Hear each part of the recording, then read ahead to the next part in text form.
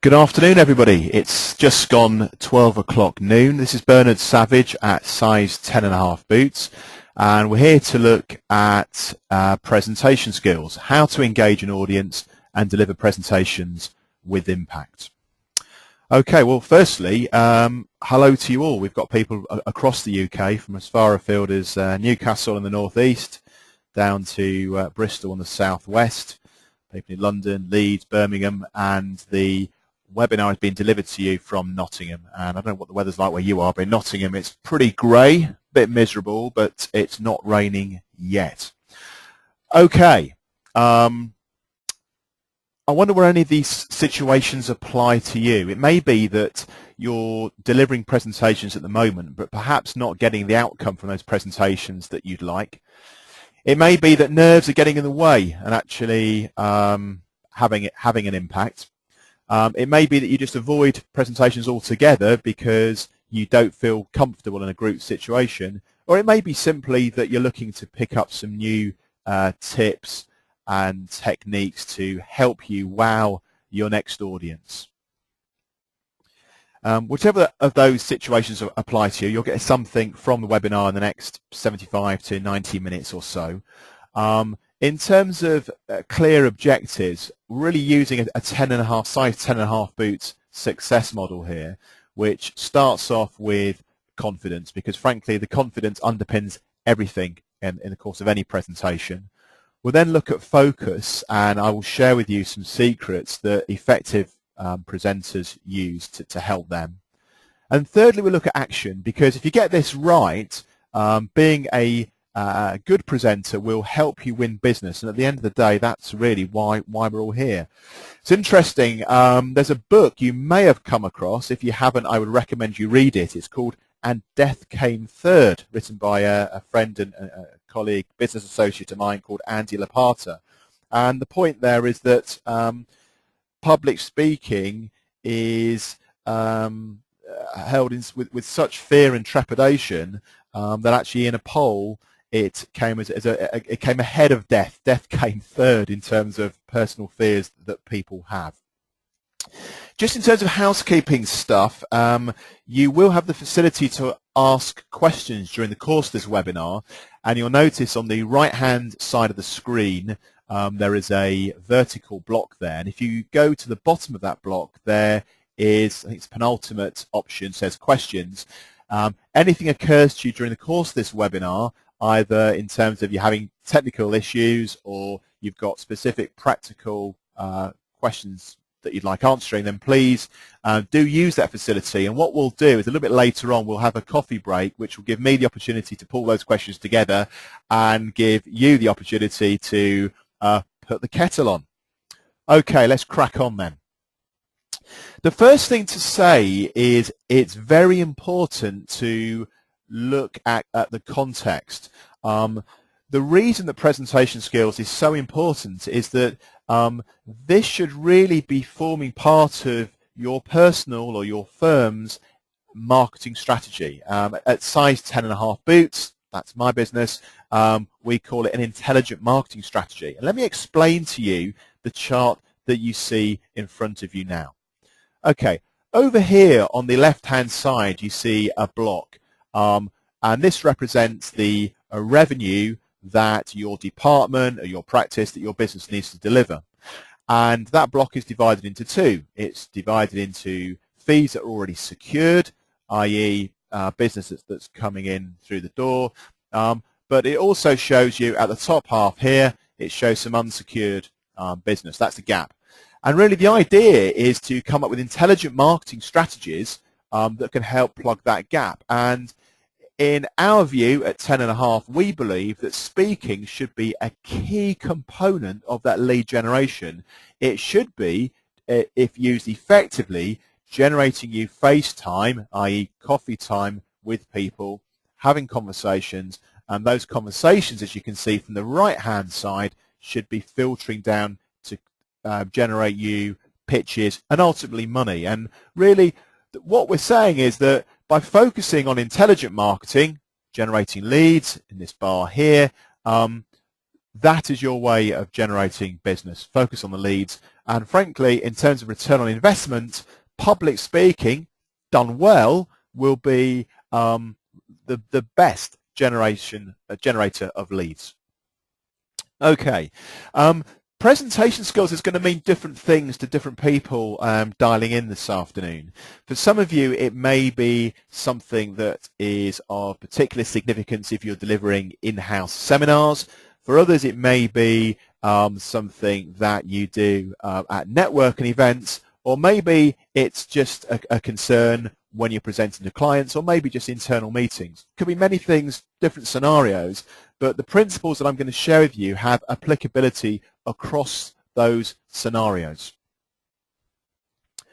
Okay, the first thing to say perhaps may seem the bleeding obvious, but I see examples, as I'm sure you do, day in, day out, of this not happening.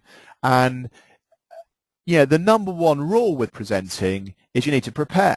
And to be clear about this, this is not simply about preparing so you know your content.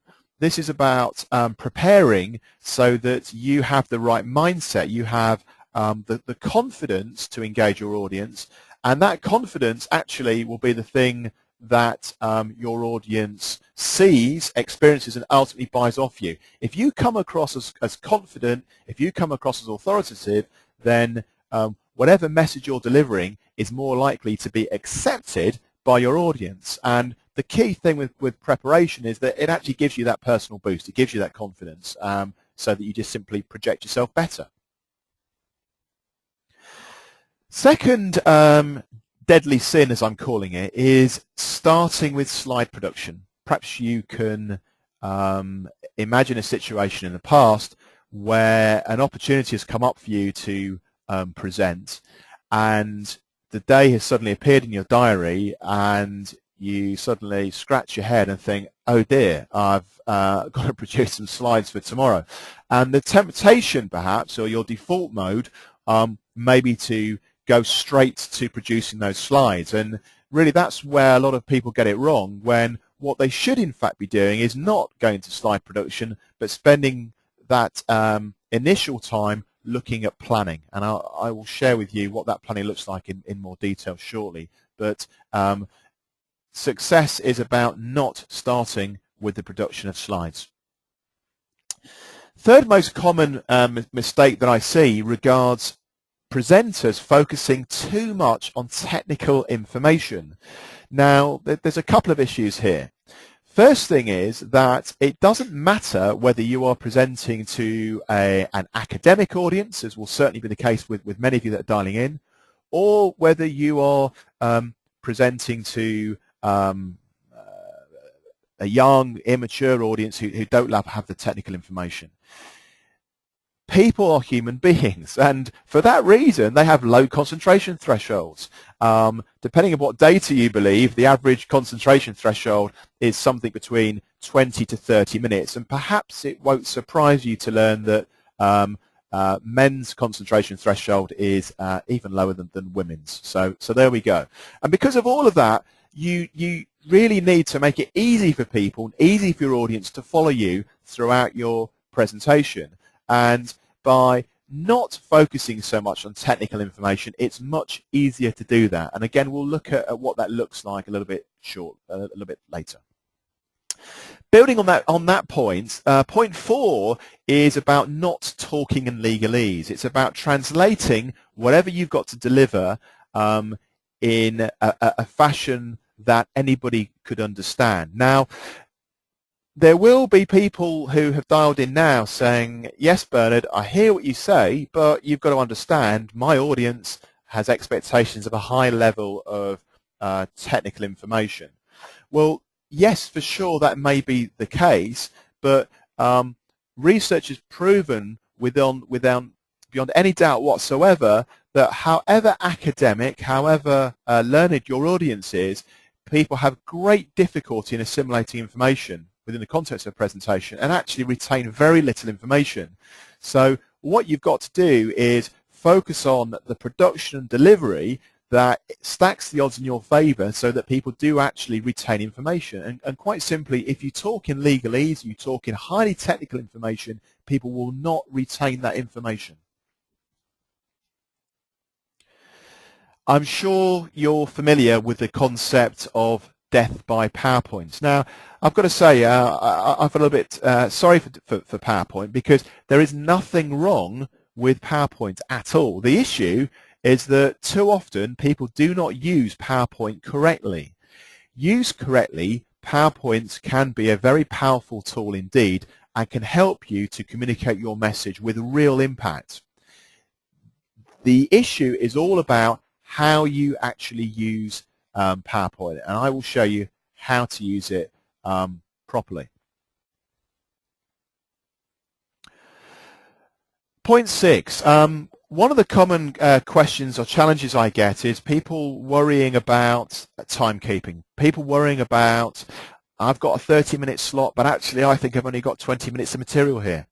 I have never, ever, ever, ever in my 22 years last time I count in my career, I come across a situation where someone has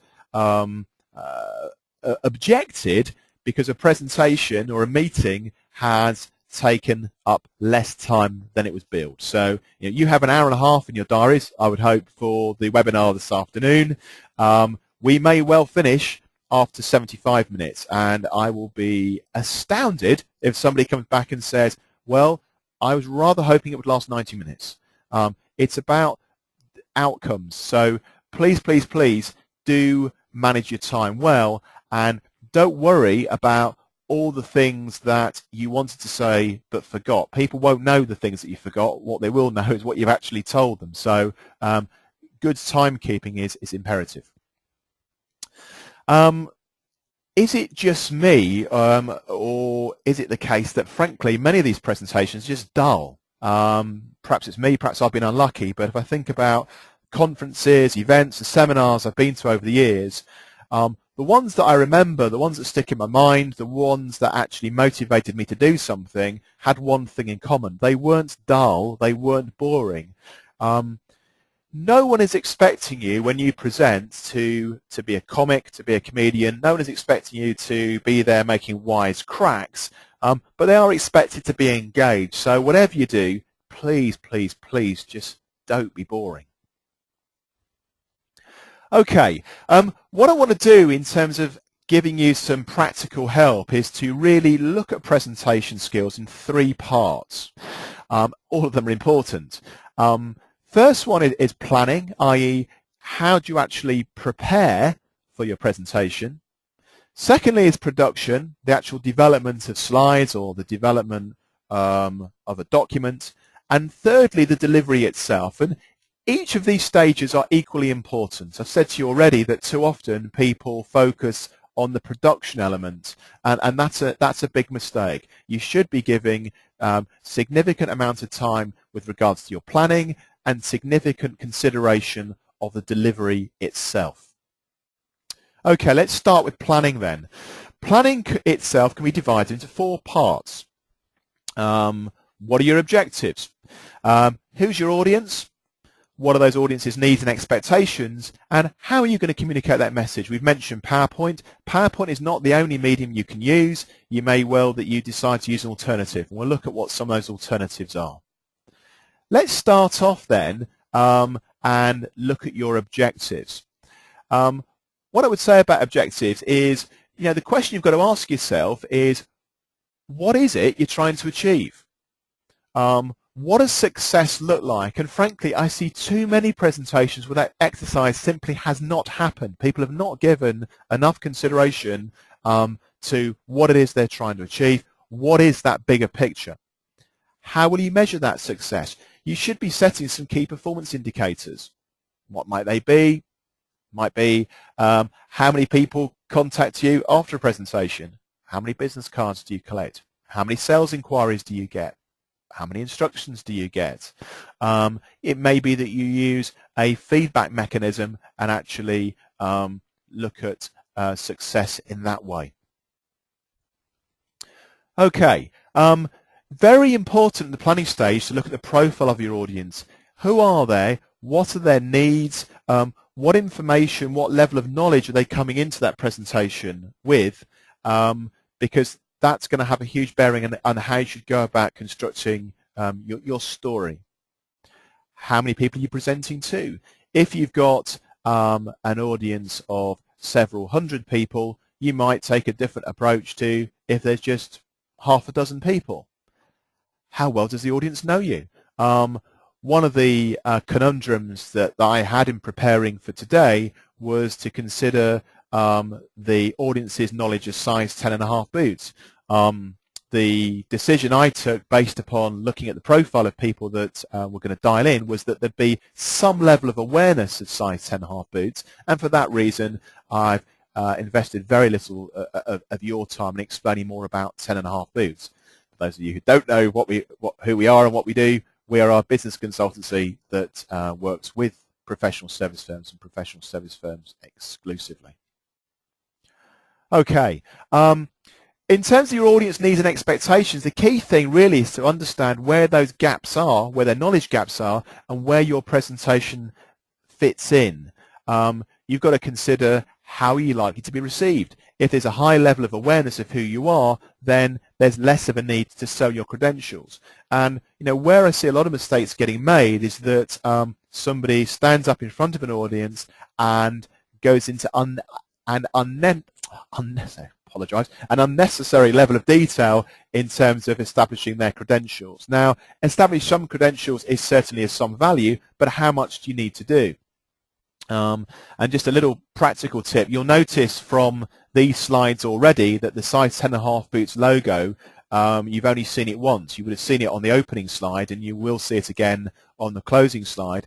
Personally, I find it quite irritating when I see templates that people use, and every single slide they show the logo of that particular firm.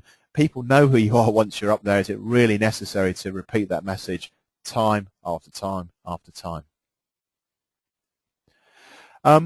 Finally, in terms of planning, it's very important to give some consideration for the venue itself, because the venue itself can have a huge bearing on how you may go about presenting something. If you have the opportunity to influence the venue and it has good conference facilities, I'd encourage you to look at cabaret style. What I mean by that is a situation where you can have a number of circular tables. The benefit of that is it kind of breaks the formality, and it gives you the opportunity to walk in amongst people. It makes it much, much easier to engage people. Now, I accept that will not always be possible, either because of the venue itself or because of the numbers may not lend itself to a cabaret style setup. Cabaret style probably lends itself to groups of upwards of 20, 30 people.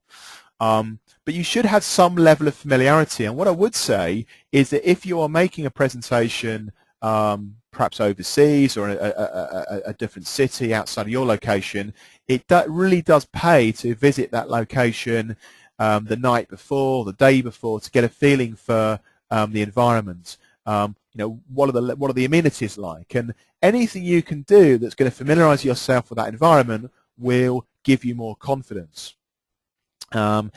If you're in an environment where you know there's going to be a theatre style, lecture style environment, then again that will dictate how you might present. And using that approach, one of the techniques that I use if there's going to be a theatre style and perhaps 50, 60, 100 odd people, is I'll ask a question and I'll use my hands to direct the question to a quarter of that room. I'll then go to another quadrant, and again using my hands indicate to that particular quadrant that the question relates to them, and it's a very good technique to elicit a response and get some questions.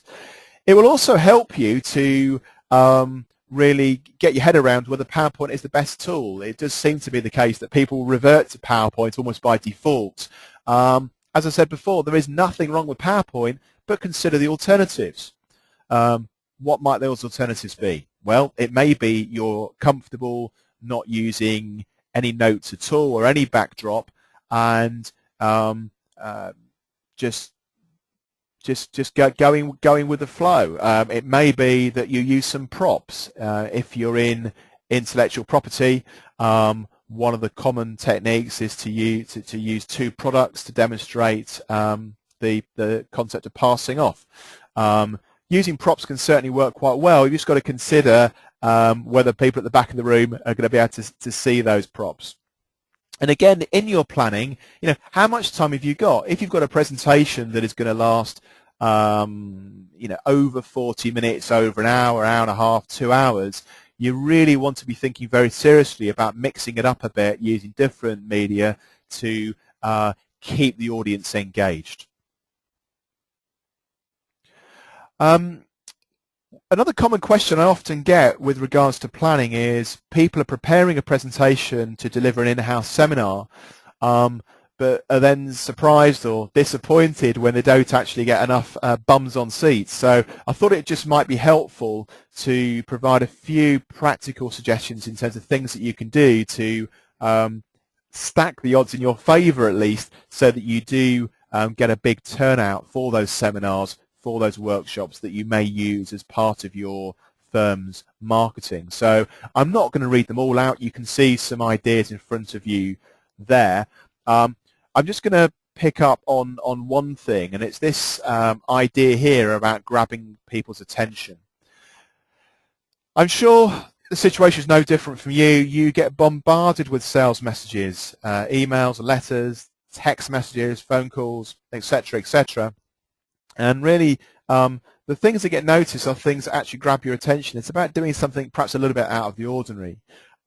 There may be people who've dialed in today who have been the recipients of a boot in the post as part of a size 10.5 boots direct marketing exercise in the past. And the point there is to grab someone's attention. So, next time you're selling a seminar, do consider very carefully, how are you going to grab somebody's attention? Whether you do that with a mechanic in the post, or whether you do that through your copy, but you need to do something, again, that's going to engage people in terms of head and heart. Few more ideas there. Again, practicalities. If you're going to have an event, food and drink really does make a big difference. So draw people's attention to that. That alone may be a reason for people, as daft as it seems, to attend an event. Okay, I said there's 3 parts to success, and we've spent a little bit of time looking at planning, and I've highlighted to you the importance of investing time to understand your audience, understand the venue, and be very clear about what success looks like. Let's look now to the production element. And again, I want to break this production element into 3 parts, because too often people dive into this part at the bottom. People focus in on content. Now, clearly, the content of your presentation is important, but you know what? It's not as important as you may think that it is. I want to also draw your attention to structure, and I want to also draw your attention to the aesthetics, because what it looks like really does make a difference. So let's deal with each of those in turn. Okay, structure. Very simply, keep it simple. If you rewind in your minds 15, 20, probably 20 minutes ago now, I said to you that the way that I wanted to structure this particular webinar was based on 3 things: the planning, the production, and then the delivery. People remember things in threes. However intelligent your audience is, or however intelligent you think your audience is, people cannot retain much information. Don't overcomplicate it. Keep it simple. Tell them up front what you're going to tell them, and then tell them what you told them afterwards. Having a clear logic flow will help communicate your message with impact and will keep people engaged. One way that was drilled into me in the first 10 years of my career, which is at Procter & Gamble, was to use purpose, process, and outcome. Purpose, process, outcome. And I've used a take on that, in fact, in designing this particular webinar. Purpose is, what are your objectives? Process is, what's your agenda? What are you going to do? And outcome is where you want your audience to be at the end of your talk. I think it's very important too, in terms of structure, to give some consideration for context. So, one of the things I considered doing today, and perhaps might have used if this had been face-to-face in a format, was I may well have picked up a recent copy of the Times that told a story about the shadow education minister expressing a desire to bring public speaking into the education curriculum for children. Now, that doesn't work so well when you can't see the deliverer, that's me, but context is important, and anything you can do to frame what you're doing within a bigger picture works very well. In this particular case, I've shown that presentation skills is an intelligent marketing strategy, is my way of showing the context. Okay, so let's look at structure a bit closer, and let's really be very clear that whoever you're presenting to, at some level, you are trying to influence. You are not necessarily trying to sell them something, but you are trying to influence them. So you need to have a structure that influences. The best way to do that is to start off by summarizing the situation, and that's about really showing the bigger picture. In this case, the bigger picture is you want to grow your business, you need some intelligent marketing strategies, public speaking is one of those strategies. Secondly is about outcomes, and about being very clear about where you want your audience to be at the end. And I've said to you right up front, where I want you to be at the end is, 1, you feel more confident about delivering presentations, 2, you're more focused, and 3, that you actually take some action, i.e. you incorporate presentation skills as part of your intelligent marketing strategy for you or for your firm. And thirdly, it's about stating the idea, about being very upfront and saying, look, this is the big idea. And the big idea that that really is pervasive throughout this particular webinar is that success in delivering presentations is not so much about the content, it's about the other stuff. It's about your ability to engage people. It's about your ability to be memorable, about your ability to tap into people at an emotional level as well as at a logical level by sharing empirical data. So how does that work? Well, in terms of summarizing the situation, you've got to demonstrate client empathy. You've got to demonstrate at the outset that you have some basic level of understanding of the client's position, which is why in framing this particular webinar, I showed the slide that showed all the different scenarios that you may be presenting in your firm. In terms of outcomes, how are you going to motivate the client to take some action? If at the end of the day, at the end of this webinar, you go back to business as usual, which may be ramming lots of text on slides and focusing unduly on the technical elements, then actually this webinar hasn't worked. If you throw all the slides out the window and start again, and you focus on engaging people, then it's worked. Incidentally, I got a very nice phone call from a client at 9 o'clock on a Friday evening last Friday, from a client who was making a presentation to some barristers, and she was a little bit nervous ahead of making this presentation because she had an expectation that they would be expecting a high level of technical information. And I said, no, Ursula, really, trust me on this.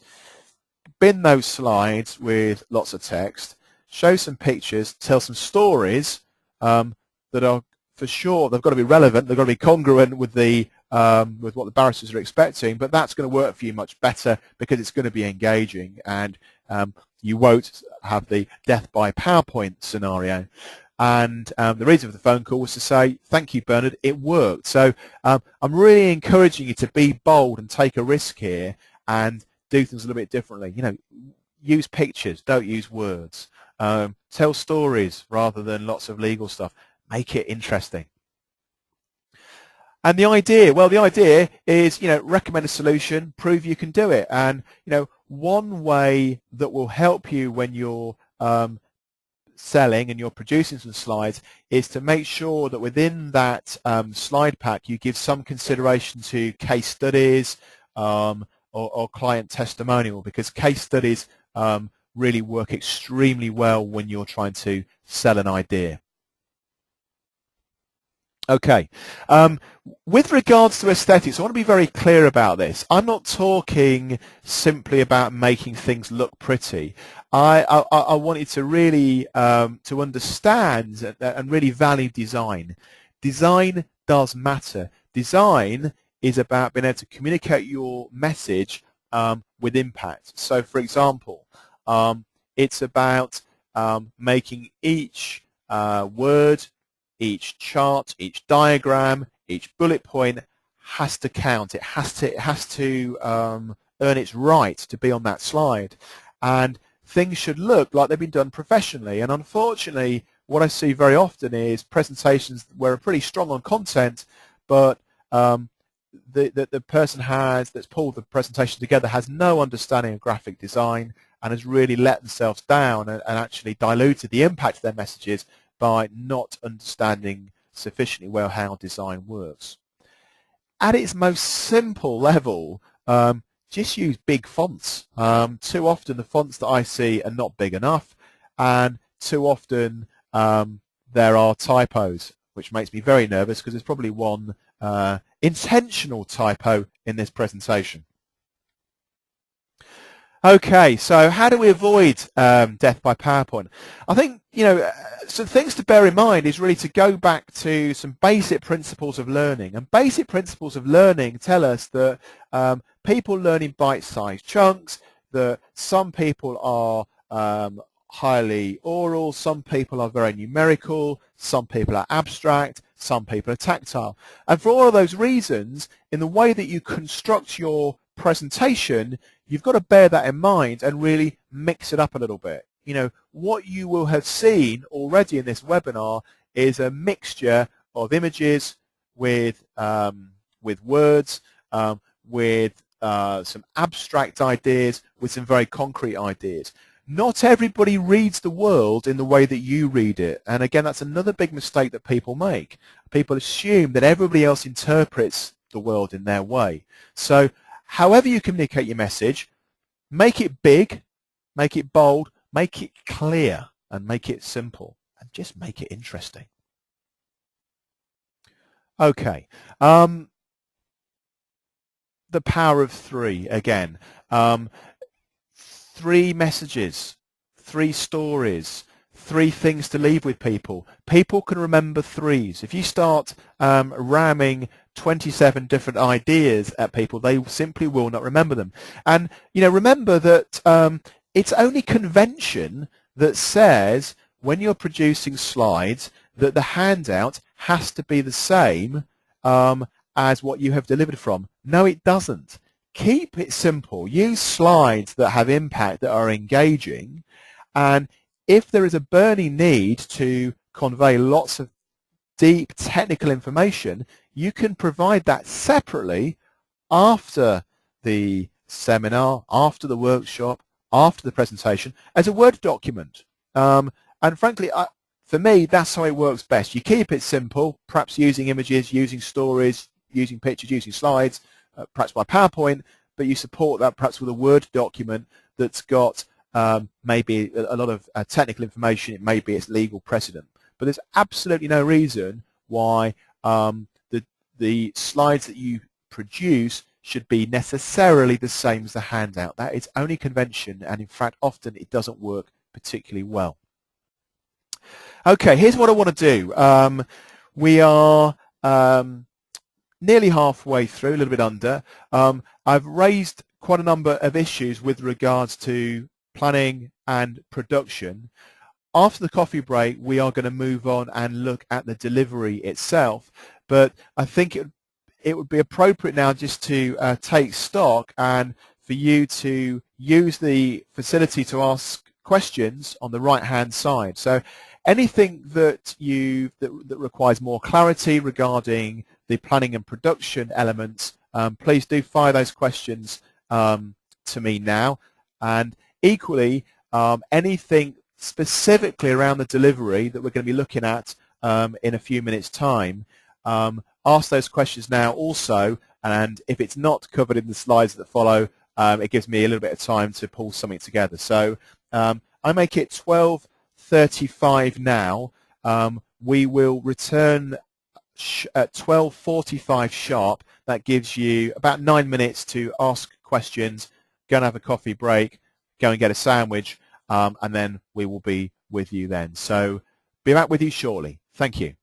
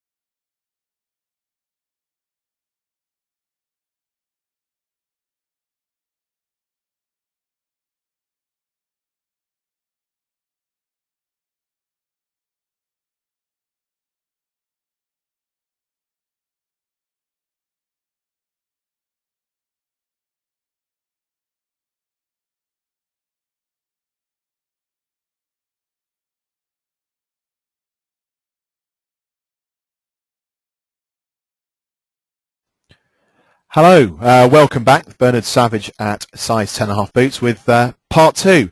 Hope you've had an opportunity to refill your coffee cup.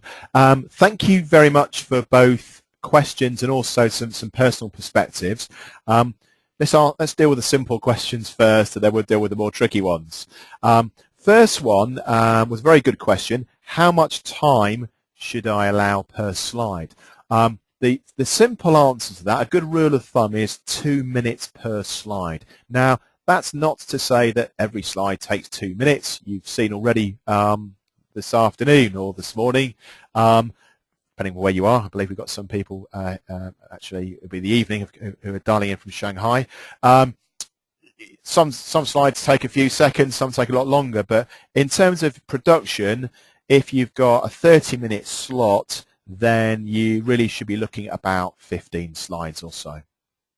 Certainly the common mistake people make is just piling in too many slides. Nobody is going to be upset if you've got fewer slides, but 2 minutes per slide. Interesting question regarding some internal resistance to people allocating the appropriate time to planning.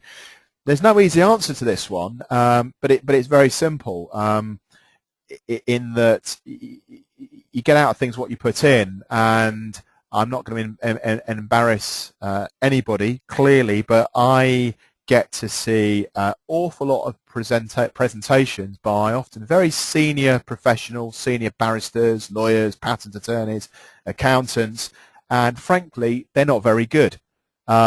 And the consequence of that is that those professionals, one, are not getting the outcomes they want from those events, and two, they're actually damaging their brand.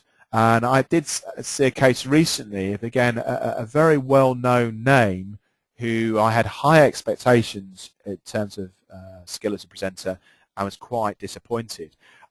What I would say is that if a firm buys the notion that public speaking is a very effective, intelligent marketing strategy, that more consideration is given to who is actually going to do the presenting, because you're better off having a more junior fee earner presenting who is going to invest the right amount of time and therefore come across well, than having a very senior person who may well have the stripes but actually do a pretty poor job in terms of presenting. So no easy answer. I think there's an internal selling job there. I won't say who it was the question came from, because I wouldn't want to cause any embarrassment, but I think there's an internal selling job in getting people to see that public speaking is a fantastic opportunity to sell one's firm, but you're only going to get results if you put the right outcome, and it's not. It really, really, really is not all about content. People may know the content very well. If they don't engage their audience, they won't get the outcome. Okay, one other slide a couple of people have asked, one other question that's come from a couple of you regarding the availability of slides. The slides are available, but those slides will be available through your events organizer, so it would be more appropriate really to direct that question to your events organizer, and I'm sure they will be able to get the slides to you. If for whatever reason that is problematic, then please, please, please do contact Stephen at 10.5 and he will help you. Stephen's email address is Stephen, S-T-E-V-E-N, at 10.5, that's TENANDAHALF.co.uk. Okay, right. Let's move on. What I've got here is 7 questions that I believe you really need to have in front of you before you walk out on stage, if you like. 7 key questions that have got to be considered in the planning and production stage. I'm not going to read them all out to you, because then I'll be doing something that I'm always saying to people, don't do. If you're just going to read out the slides, you might as well send it to somebody in the post and put everybody out of their misery. But you can see the first 4 questions there. Let's just pick on one. Okay, let's pick on the one at the bottom. Which goal has the highest priority? Again, too often what presenters do is throw everything in the kitchen sink. Whereas what you've got to consider is, look, if all else fails, what is the one message that I want to leave my audience? Now, if all else fails in this webinar, the one message that I would hope everybody would take away is, look, Success is not about simply technical content. It's really about engaging people. That's the thing that's going to make the biggest difference when you give presentations. Engage your audience. So what is it when you're presenting? 3 more questions for you there, and let's pick up on this number 6. What results are likely to follow from each of my recommendations? And again, it's about being very clear that the reason you are presenting is to get people to do something. What is it specifically you want them to do? What is the specific action you want your audience to take? What behavior do you want to drive as a consequence of your talk, your seminar, your product, or your presentation? Okay, it's going to come as no surprise that it ain't what you do, it's the way that you say it. Who remembers that song? I'm probably showing my age now. What year was it that Bananarama had that hit? If you know, you can answer the question on the right-hand side. I think it was 1982, but I might be wrong. If you know better, let me know. Okay. This slide that you see in front of you now is, in my opinion, the most important slide in this webinar. So I'm going to spend perhaps even 3 minutes talking through it. This is a slide that relates to the Conservative Party leadership in the UK and a leadership contest back in, it was either 2005 or 2006. Again, do let me know via the facility on the right-hand side. It's one of those 2 years, either 2005 or 2006. Leadership contest at Bournemouth. And David Davis, who is the gentleman on the left-hand side of your screen, was the favourite to win that leadership contest by a considerable distance. David Davis, very well-respected politician. He was expected to take over the leadership from Michael Howard. On the right-hand side, I'm sure you need no introduction, that's our Prime Minister here in the UK, David Cameron. And at that point, at that leadership contest, he was an outsider by some distance. No one thought he was going to win that election. He was considered too young, didn't have the experience, etc., etc. So, why did he win that contest? Well, the reason he won that contest is very simple. He applied many of the things that I've shared with you this afternoon. He focused on engaging people at an emotional level first, and using logic second. So what that means, in effect, is he worried less about content and more about winning people's hearts. And the way that he did that was quite clever, and is something that you can do when you are presenting in perhaps a more formal arena. In an arena where you have a lectern, and you may well see maybe that you're one of 3 or 4 presenters, and the presenters before you use a lectern, do something very simple but very, very powerful. Don't use the lectern. Very simple. Walk in front of the lectern and get closer to your audience. I don't know whether anybody that's dialed in today has seen myself live in the past, but for those of you that have ever seen me in Chancery Lane, or any of you that have been to Chancery Lane, the Law Society at Chancery Lane, you can picture that particular space. It's a very traditional environment, very formal, quite intimidating environment.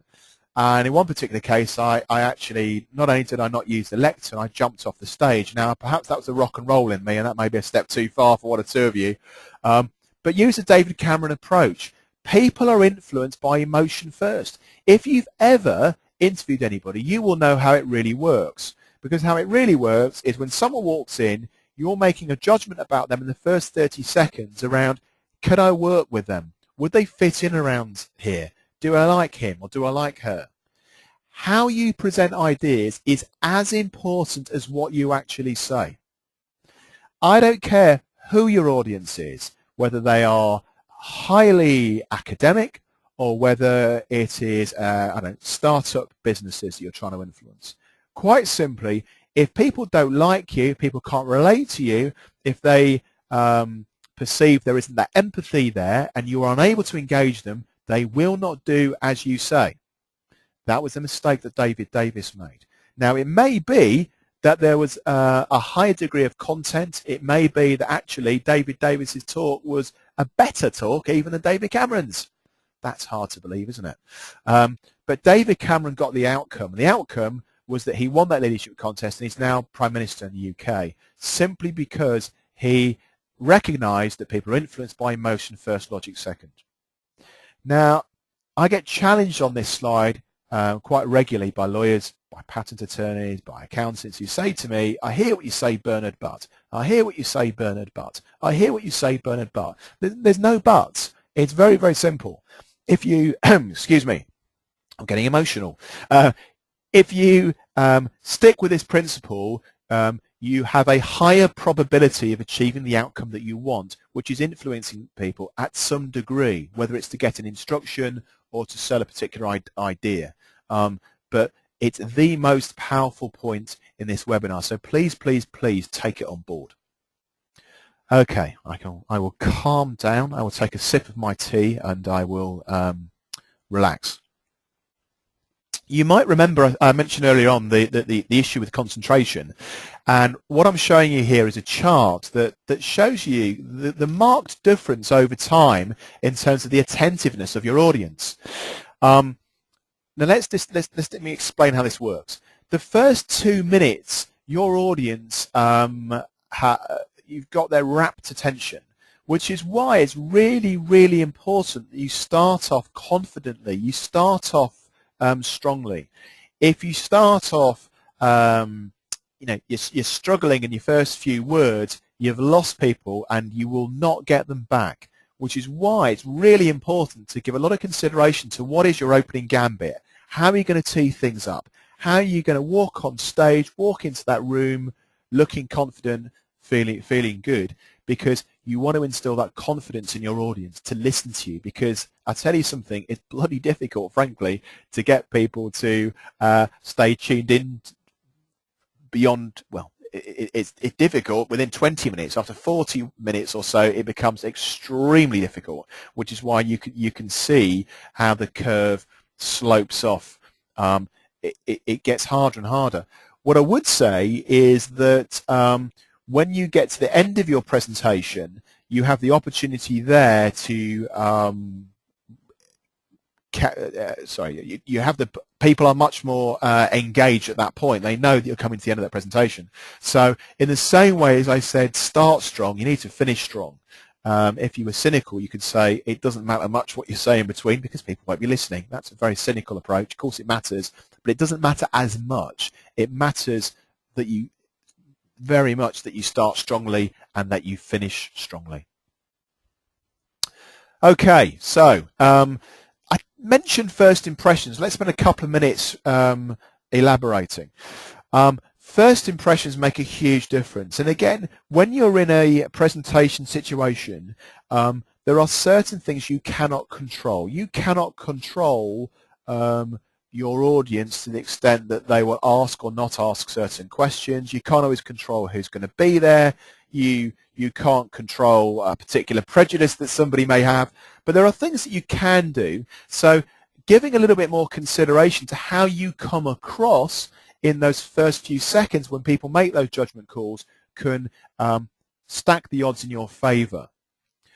Because people will make judgments in those first 30 seconds from anything, from, will you fit in around here in a job interview situation to, can I work with this particular person? So, what can you do? Well, it's about giving consideration for some of the non-verbal cues and really giving consideration. How is your message going to be interpreted? And you can see there that much of the interpretation of your message will be in not so much the words that you use, but in how you project those words, and frankly, how you look, how you come across, how confident you are, how you present yourself. And what I've done here is really to say, look, here's some photos of, admittedly, a fairly UK-centric audience, but I've selected individuals that are not necessarily, in fact not at all, in the prime of their youth, but they're people who understand the power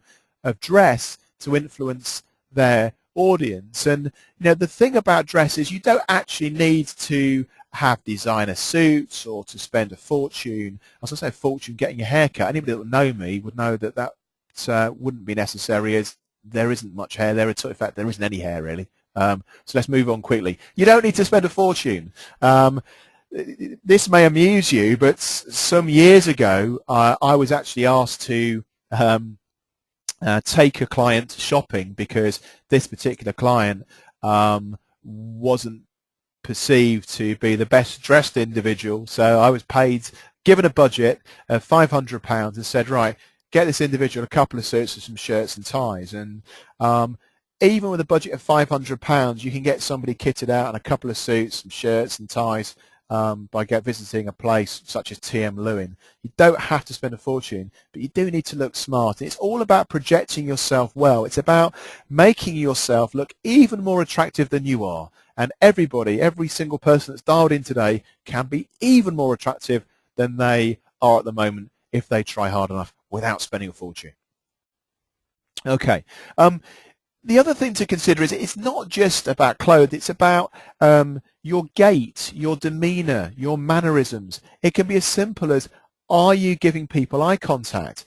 Now, if you are presenting to an audience of, I don't know, 60, 70, 80, maybe more than 100 people in a sort of traditional lecture environment, that can for sure be more difficult. However, there are still strategies you can employ to help you. And really, what I would say is, if you are in that situation, the best thing to do is to, in your mind, divide that room into four and actually look at each of those quadrants in turn for perhaps 15 seconds or so. So focus on one particular part of the audience for 15 seconds before moving on. You'll see at the bottom, don't flirt. But a professional flirting can help you actually. You do need to engage people, and eye contact is one of the easiest ways to do that. And smile. You know, people will pick up vibes from you. If you look like you would prefer to be somewhere else, that will transmit. What I would also say is that walk tall. The thing about walking tall is that not only will you come across as more confident, but actually it will help you project your voice to the back of the room. When you deliver a presentation, do it well. It's quite a tiring exercise actually. You should be in need of a bit of a rest, a bit of a breather afterwards. And I'm hoping that, you know, what's coming across today, even during this webinar medium, is that quite a lot of energy is going into this, and it should do.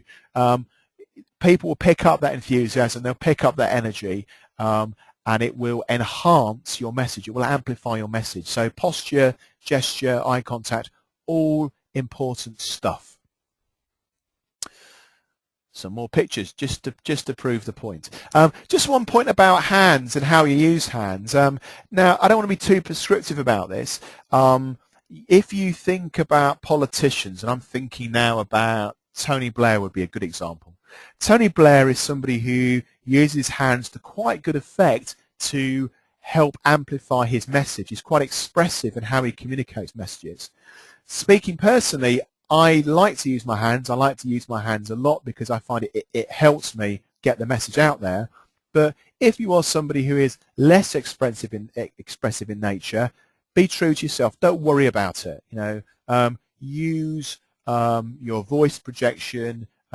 Perhaps you may need to use charts with a bit more punch.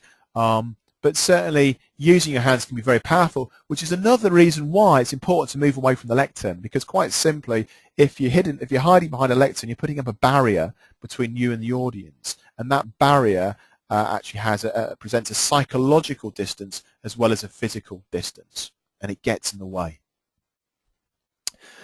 Okay, that's all well and good. It may be you're dialing in saying, okay, this is all helpful stuff, but you know, the reality is for me, I just hate doing presentations. I feel very nervous, and that's entirely natural. I mentioned the book at the beginning, and death came third. It's entirely natural to feel a little bit uncomfortable before making a presentation. I make, I don't know, across the course of the year, hundreds of presentations to all sorts of groups. But you know what, truth be told, every time I have some degree of nerves, I might hide it, but the nerves are still there, And the nerves are quite good to a degree because that gives you it gives you that psychological push. That adrenaline pumping through your body can actually help you project yourself. And what I would say is it's not about nerves itself are not a problem. It's about how you use those nerves. And I think we can learn from actors or actresses who often are not the extrovert personalities we may assume that they are, but they use certain strategies. And one of the strategies they use to control their nerves is they adopt a different persona. And the way it was explained by one client I work with was one particular lady said to me that the way she handles these situations is that for the course of that presentation or that talk, she will wear, in her case, it was a red cardigan. And as soon as the red cardigan went on, she became somebody else. Do what works for you. Simple as that. For me personally, one of the things that works is going to the gym. If I've been to the gym on the morning of a particular presentation, I feel 5% better about myself, and that 5% confidence actually helps me in the course of that presentation. So do what works for you, but it's not about being nervous about the nerves. It's about using nerves to the best effect. And another thing you can do is just to adopt a little bit of perspective. And if you are anxious before an event, just consider that in my case, on the 1st of July 2013, will I have remembered that on July the 1st, it's not July the 1st, is it? July the 2nd, I should say. On July the 2nd, 2013, will I remember that on July the 2nd, 2012, I delivered a webinar on presentation skills? Probably not. Now, that doesn't mean to say that this webinar and that you get the right outcome from this is not very important. Yes, it is, but a sense of perspective. And in the great scheme of things, it is not the most important thing in the world, okay? Perspective can help, and rehearsal helps. If you do the planning and you know your stuff, that's going to come across. And what rehearsal does is it enables you to actually go off script a little bit. It enables you to flex to the needs of the audience. There is no substitute for rehearsal. There is no substitute for getting it wrong in rehearsal, because getting it wrong in rehearsal will make it work better for you on the day. Okay, so let's just see where we are and try and pull some of this together. Said to you at the outset that success in delivering presentations is not about just producing some PowerPoint slides. Success in delivering presentations is about looking at it in 3 different parts. Firstly, the planning element. If you are in an organization that doesn't place enough value on planning, and the pushback is, well, that's all very well in principle, but we don't have enough time, I would really ask the question, what is the value that you ascribe on that particular activity? Because frankly, we've all got the same amount of time. It's how we choose to spend that time. And frankly, if you're not going to spend the time on planning, I would really look very seriously about whether there's value in doing the seminars, doing the workshops, doing the presentations anyway, because you simply won't get the right outcomes, and potentially, you can do more harm than good. So we've looked at planning and why that's important. And just one other thing I'd say about planning is, be bold, try different things. One thing I've seen work quite well for employment lawyers, which may have applicability in your particular world, is bringing issues to life. How can you how can you communicate your message through stories, through mock tribunals in the case of employment lawyers. If you have young children, they may have come home and talked to you about show and tell at school. Show and tell is brilliant. Use show and tell in a presentation format. It can work very well. Don't just do things they've always done them before. Think in your planning about, is there another way to communicate this message? Is there another way to get across this point? In the production, be clear that PowerPoint is simply one tool to use, and production is more than simply banging out some slides. It's about having clear structure. It's about your slides looking good. And, you know, again, at a practical level, rather than just put in your diary that on the 2nd of July, in this case, I'm going to be delivering a webinar to you, what I will do is, ahead of the 2nd of July, allocate time in my diary in terms of the production of those materials. And even if, as is the case, I have given lots and lots of talks on presentation skills, no two situations are exactly the same. And you should constantly be looking at your materials, honing them, looking to improve them, looking to update them, challenging particular ideas or particular words or particular slides, and introducing new material that perhaps better reflects the particular needs of that audience. And frankly, you know, if I deliver presentation skills 1,000 times this year, there will be 1,000 different audiences with slightly different needs.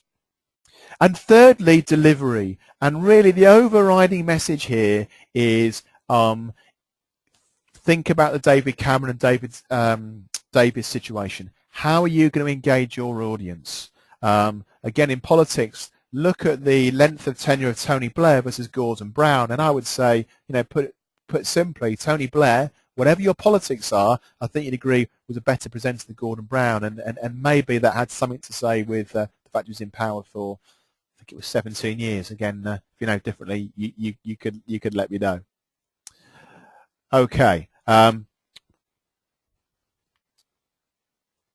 Right, just question just coming. I'm just looking at that question as it's come in regarding hearts and minds. I think, you know, one of the most powerful way in terms of delivering your message to get people's hearts as well as minds is to tell stories. I've done it once or twice in the course of this webinar.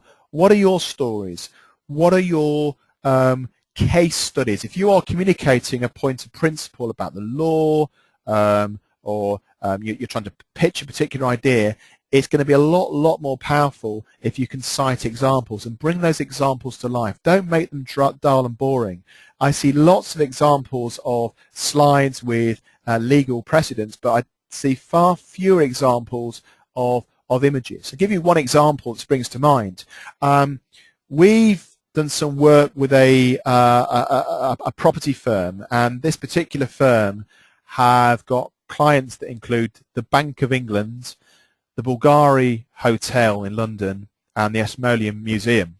But what they weren't doing very well was actually using those images to help them in their pitches. And of course, you know, that's going to be far more powerful in how they sell their stories. So make it emotional. I'd also say, you know, the thing about emotions is you can't feign them. It's about being authentic. And one of the ways that you will win people's hearts and minds is a little bit of gentle self-deprecation, not taking oneself too seriously, having a lighter touch. Unfortunately, it's too often that when someone has a badge that says partner or solicitor or, I don't know, patent attorney, there feels an almost innate need, or almost by default, one has to, by being professionalism is about, frankly, being dull. Well, it isn't. You know, it isn't. It's about showing you as a human being, because whether your audience are academics or whether they're lay people, they're buying you at the end of the day. They're not actually buying your firm. They're buying you. So when you're standing up there, you've got to be able to demonstrate empathy. So I'm hoping that that's helped in terms of how you win people's hearts and mind. The other thing I would say about delivery is this idea of call to action. What I mean by call to action is that too often the call to action is simply, there's a slide at the end that says, here are my contact details. That isn't enough. So let me show you what I mean by call to action. Let's make a real, I'll show you in 2 minutes. I'll show you in 2 minutes. So yeah, I've whetted your appetite. Just a couple of points I wanted to make about handouts. I made the point earlier on that handouts do not necessarily have to be the same as the materials that you have shown. What I would also say is please don't make the mistake of giving out handouts at the beginning or before your presentations. The problem you've got is if you give out your handouts before you've got up there to talk, people just won't listen to you. They will flick to page 17 that's got the pricing information, or they'll read ahead. And you're trying to sell yourself. Never forget that. You're trying to sell yourself as much as the ideas. So it's much more powerful if you give your handout after the presentation. It may be, if you are presenting at a networking event or a conference, you can use it as a call to action can be, if you give me your business card, I'll send you the slides. So there's different ways of doing it. With regards to images, you would have seen in the course of this particular webinar that I use images quite liberally. I use them because they're more engaging, they're more interesting. In terms of where they come from, the site I would recommend is iStock. You can see the web address there on the slide, www.istockphoto.com. You could use Google Images. My concern with Google Images is one, issues of IP, and secondly, the style tends to be a little bit American. So iStock, in my opinion, is a better source of material, and you buy a subscription there, which means there aren't any issues with regards to IP. Of course, what you could do, which is what some of our clients do, and what we're building here at 10.5, build your own library. I know that many of you that have dialed in are in roles that involve a lot of international travel. Well, when you're out and about, just take images that you think may be of interest, build your own library in-house, and then you can personalize your presentations. It makes your slides far, far, far more engaging. Okay, that's the theory, if you like. I've got to say this is not one of the easier webinars to deliver, because, of course, what we're really talking about is doing stuff that we put into practice, and that's really down to you where you go from here. What I would say is that, you know, the best way to develop your skills is to apply them. If you want to involve size 10.5 boots in that process, this is my call to action, then great. So either myself, that's the good-looking chap at the top of the page, or Doug, that's the other chap, would be delighted to hear from you. We work with professional service firms of all sizes, from the very small that you probably haven't heard of, right through to international law firms like your Adelshall Goddards, your Taylor Wessings, that I'm sure you have heard of. In terms of the IP world, which is where I know many of you are from today, there's a flavour of some of the firms that we've worked with. I'm sure you'll be familiar with many of those clients. So that's my call to action. If you want help putting it all into practice, then do give myself or Doug a call, or alternatively just drop us an email. So there you go, call to action in evidence. Okay, I'm just going to take one look at some more questions as they come through. Okay, what I will do is I will look at any outstanding questions that you have at the end of this webinar. So if you do still have questions from either the section on delivery, or perhaps something that's occurred to you with regards to planning and production, then do ask those questions now, and we can come back to you later. Other than that, all I would say is, if you're in the UK, have a great afternoon. If you're in Shanghai or anywhere else, have a good evening, and I hope that our paths cross again soon. So thank you very much, and have a good day. Bye-bye.